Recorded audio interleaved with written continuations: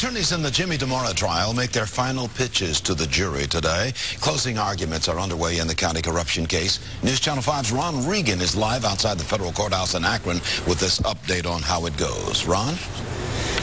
Good morning, Leon. Former County Commissioner Jimmy Dimora arrived here at the federal courthouse in Akron around 8:20 this morning, along with his wife. They very quickly moved inside the courtroom amid what you can probably see is a pretty decent rainfall. Now, once inside, prosecutors are trying to boil 7 weeks of testimony and more than 70 witnesses down to something that the jury can really easily understand. So to do that, one of the ways they did it was to construct what they told the jury was a conspiracy pyramid.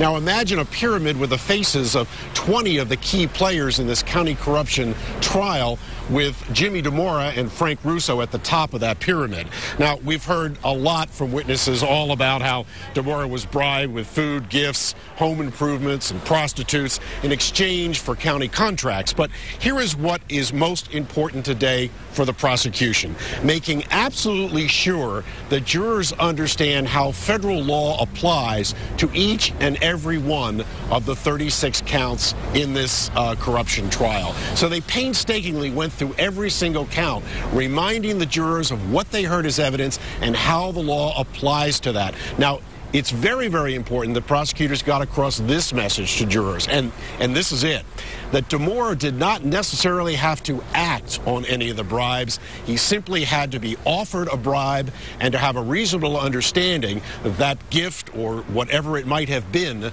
was offered to him in exchange for a vote. So that is key to this, that jurors don't necessarily have to see that Dimora in every case actually voted on a contract, but just that he was offered that bribe and that he would have every reason to believe that it was a bribe in exchange for a vote.